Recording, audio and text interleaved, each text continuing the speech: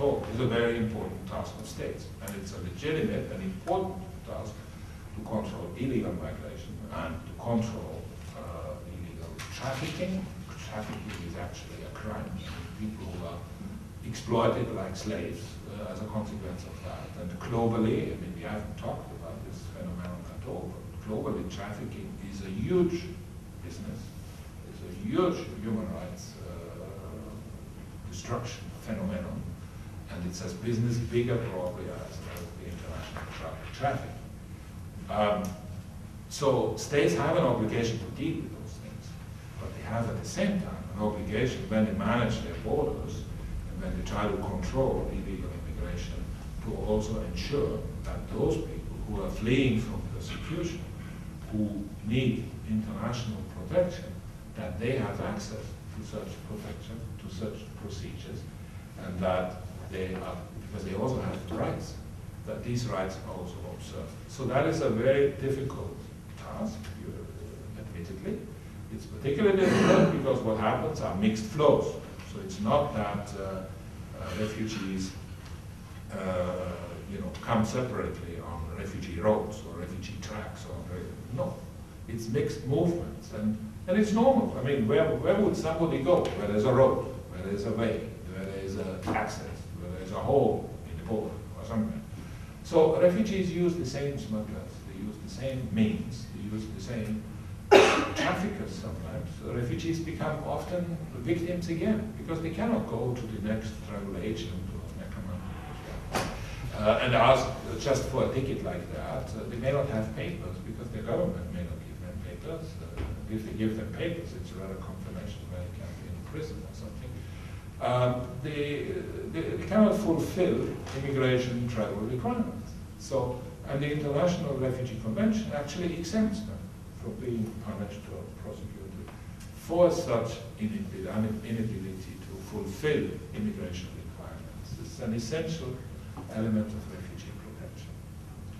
So refugees come together with these groups, and that makes it difficult because, controlling at the border and saying you have a visa, you have a passport, you have money, that's easy. That's what they do with tourists. You come visit, you're most welcome.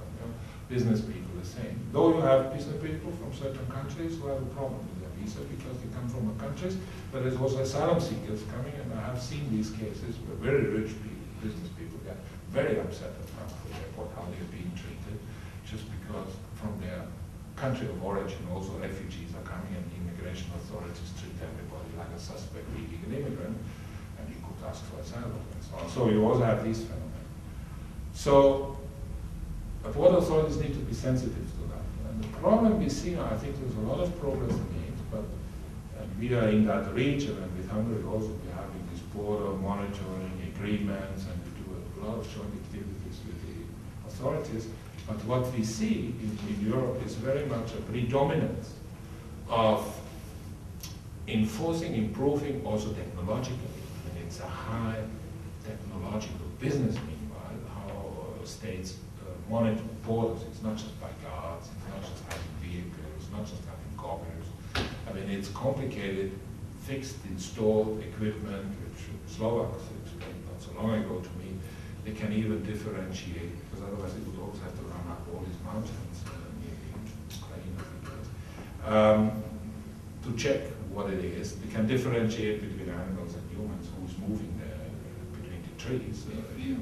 So to control illegal movements, and they need to be sensitive how to deal with asylum seekers in that case. There is, though, a predominance of fighting illegal immigration, and Europe even gave itself an institution to help to coordinate that. It's called, this nice name of Frontex, which is an EU-wide organization which helps with the logistics and helps with the cooperation of member states to control borders. Now you have under that, for instance, you have Austrian border guards and Austrian equipment being used to help Hungarian and Serb border guards to control the Serb-Hungarian border, because at the moment there's many people coming from Greece or Macedonia, Serbia, many of them.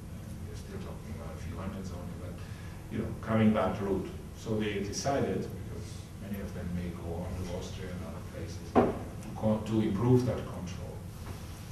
One side effect, as reported also by the Hungarian authorities, is that now the numbers are going down since, particularly since April, though the report still said in a press conference only a few years ago. At the beginning of this year, the numbers went up enormously, you know, in fact, they said in May.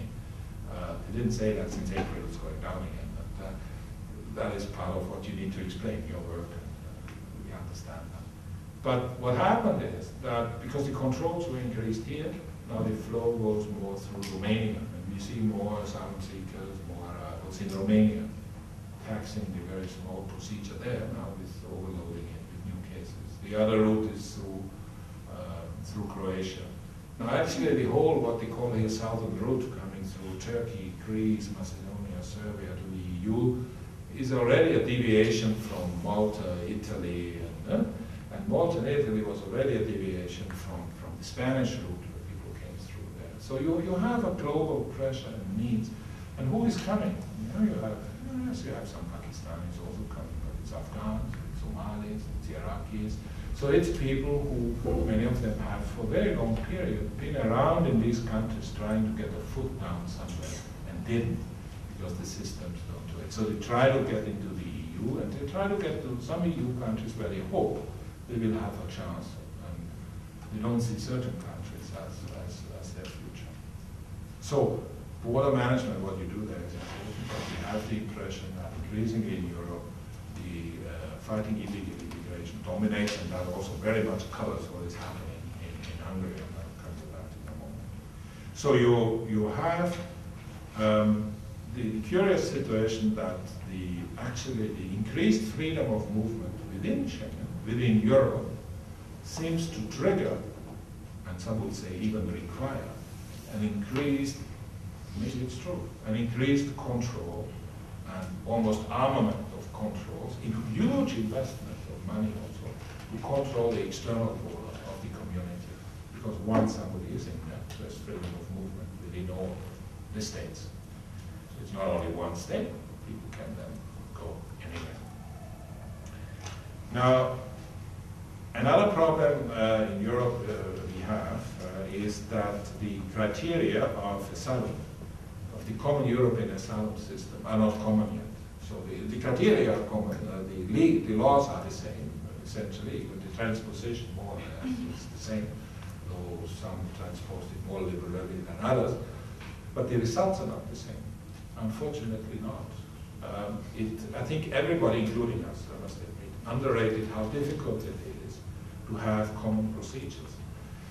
They have the same convention, the same definitions, the same procedures, and the end result is different. So you have, I'm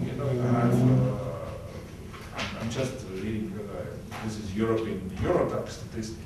You take Iranians in 2010, for instance, Iranian asylum seekers, and then you take various protection status, refugees, subsidiary protection. You say, so what is the total positive percentage of positive decisions?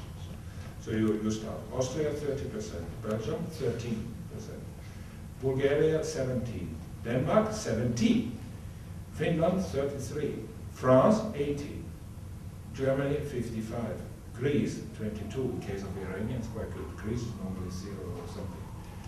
Hungary 14%, Italy 88%, Luxembourg 20%, Norway 15%, Portugal had only 5 cases, but that 100%. Spain 25%, Switzerland 64%, UK 28%. In total, the average is 39%.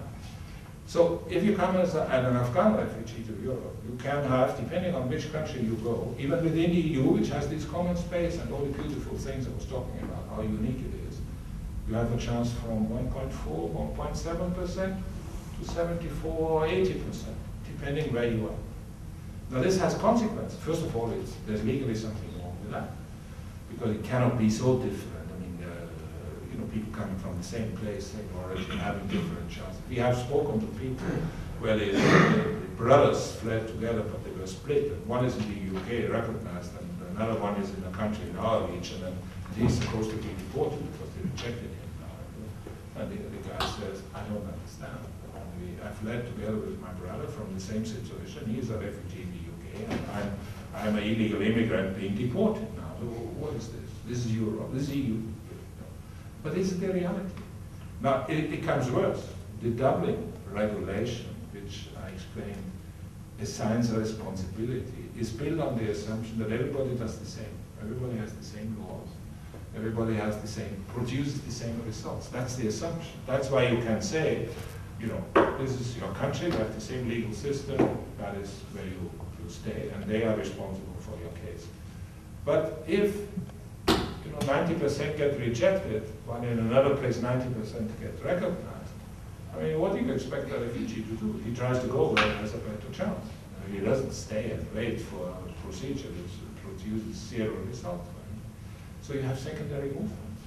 Nevertheless, the system is, Germany has no problem in returning, or any of these countries, returning somebody to another country, saying this is your country, knowing well that the same people they may recognize may be rejected there. But then they say it's the responsibility of that country. Now we believe it's not that simple, because actually the Dublin regulation is a regulation of convenience, arranging who's responsible, compromises, as I said. And here we have actual human rights at stake. I mean, we have the fate of these people at stake. And all these states are parties to the international convention. And in fact, there were similar ideas in Australia, and Malaysia, and other countries, and in the United States and Canada. There is an international debate now going on, and with courts as well, whether this type of arrangements are probably even problematic and illegal. Why is it so? Because Europe was doing the easy thing first. We decide who is responsible. And then, years later, they decided on what is the common procedure, what are the common standards, and the practices are still not common. The common European asylum system is a very nice vision, but it's not finished. It's not reality to a large extent. And people suffer due to that, and people move due to that, because they don't see a perspective. So you have secondary movements within the countries. You have all the legal problems with it, and you have also other issues like people disappear during the procedures, so they're not adopted, they're being returned. Now you have, and that brings me to Hungary. One of our main concerns in Hungary is the expansion of detention. Now you have two types of detention in Europe today. First of all, people come, and the first thing states ask is, but I'm responsible, or is it somebody else, another state? So they try to investigate, and there's what is called the Eurodac fingerprinting system. So every asylum seeker, once he applies, has to take the fingerprints. It's all digitalized. And the data are generally kept, and the data bank only says this asylum seeker belongs to country X, and it identifies. It doesn't give all the details. And then on the basis of that hit, let's say Austria, it says, the person was in Hungary. So they contact Hungary, and Hungary does procedures for that, checks, yes, indeed, we have these fingerprints, belongs to Mr. So-and-so, you can send him. Now, Germany had last year, I think, made 9,000 such requests. They only managed to send off actually 3,000. But 9,000, they had hits of people from being in other countries, and 3,000 they sent back, I think a few hundred to Hungary, so yeah, to Hungary last year.